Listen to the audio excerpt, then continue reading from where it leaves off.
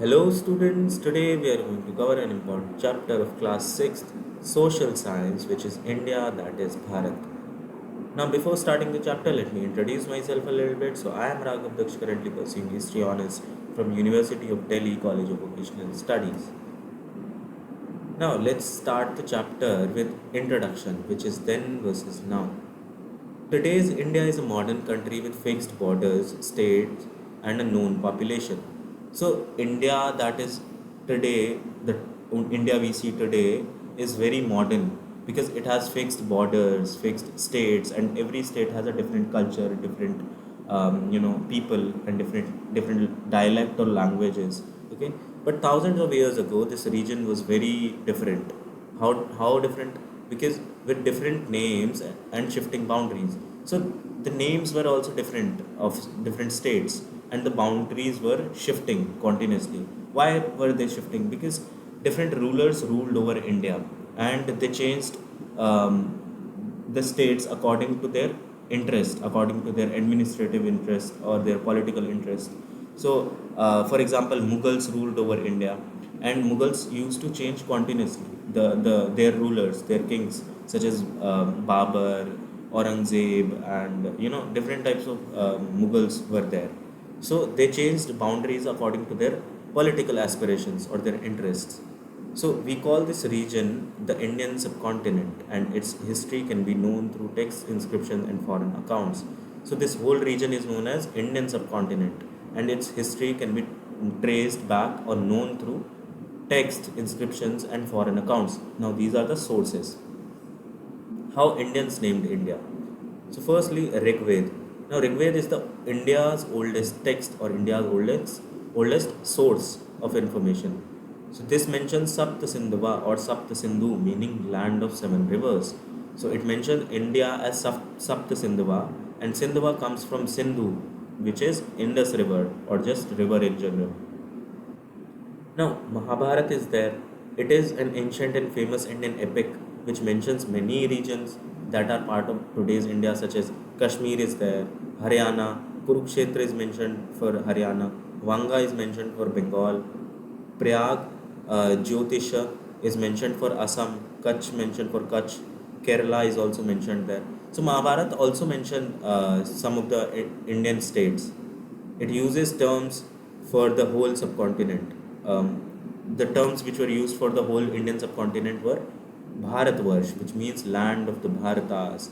Now, Bharat first mentioned in Rigved as a Vedic tribe. Okay, so as a Vedic tribe, the Bharat word was used in Rigved.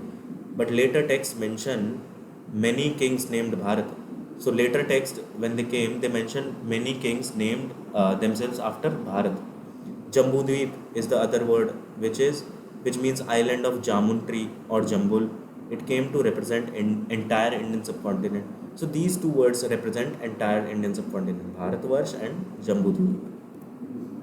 Emperor Ashoka in 250 BCE. Now he is a very famous Indian ruler. He also promoted Buddhism, and he we get the information about him from his sources. Now, the main sources we get of Ashoka are generally inscriptions. Now, what are inscriptions? Inscriptions are the literary sources or the written evidences we get. Now, these are written over the hard surfaces such as pillars or rocks. So, there are rock inscription or pillar inscriptions. So, he left many inscriptions. In one, he calls the subcontinent Jambu Dweep. So, he also mentioned the entire Indian subcontinent as Jambu Dweep. His empire included today's India, Pakistan, Bangladesh, and parts of Afghanistan. Later usage of Bharata. Now, Vishnu Puran is an old text which says the land between the ocean in the south and the snowy mountains in the north is called Bharat. Okay, so Vishnu Puran mentioned how the land between the ocean in the south and snowy mountains in the north is called Bharat. Now, Bharat is still used today. North Indians use the term Bharat, whereas South Indians use the term Bharatam, which is quite famous for Indian subcontinent. Ancient Tamil poems, which were written 2000 years ago, they mentioned many famous kings, which were famous from Cape Kumari or Kanyakumari in the southern region. or from northern region, Himalayas, or from eastern and western oceans. Now this shows how ancient Indians knew about geography so well. Okay. Now, how foreigners named India. Persian were the first ones in 6th century BC. They were the first outsiders who came to India and referred to India. Okay. Now they conquered Indus region, which is Sindhu region, and in Persian they called it Hind, Hidu, or Hindu, which is just geographical, not religious. So, in Persian language, they had a dialect, different dialect, they had a different accent. So, they referred to Indus region as Hind region or Hidu region or Hindu region. So, S was silent in their accent. So, this was more of a geographical term. Hindu was more of a geographical term and not religious. Greeks. Now the Greek took Persian word Hindu and changed it to Indoi or Indaic.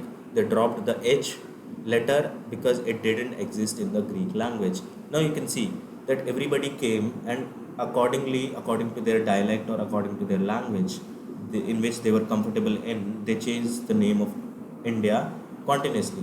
Such as Greeks used Indoi or Indaic, or Persians used Hindu or Hidu. Now Chinese also came. Chinese called India as Yintu or Yindu, which is for Sindhu region. Another term which was used by Chinese people is Tianzu, which is also from Sindhu region. It could mean heavenly master.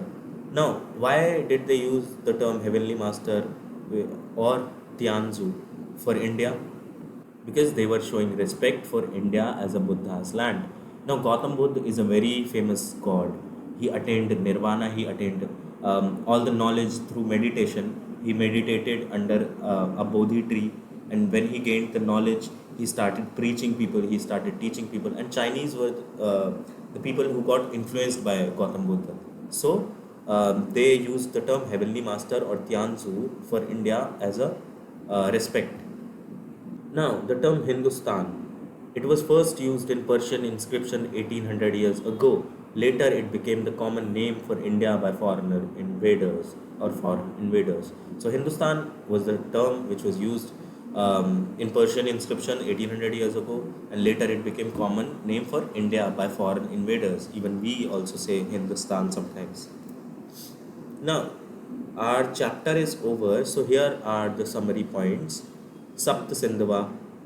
Sapt Sindhava means land of seven rivers, which is used for Sindhu region, and the source we get the name Sapt Sindhava is Rig Veda. Bharatvarsh is another term which is used for India, which means land of the Bharatas. It is mentioned in Mahabharata and Vishnu Puran. Jambudvip is other word which is known as island of the Jambu tree. It is used in Mahabharata and Ashokan inscription.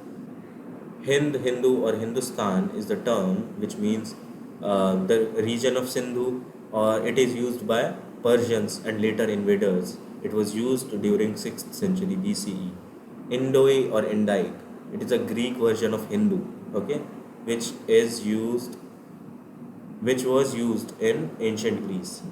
Yintu or Yindu is the term used by Chinese people. It is the Chinese term derived from Sindhu. Now, this was used during ancient China time period. Now, Tianzu is other word which is used by Chinese people. The word means heavenly master. It shows respect for Buddha's land. Now, this was all about this chapter. I hope you like the chapter. If you like the video, you can give it a thumbs up. You can comment down your doubts, or if you want to appreciate the video, you can also comment, and subscribe to this channel for more such videos and more such lectures. Thank you so much. Bye bye.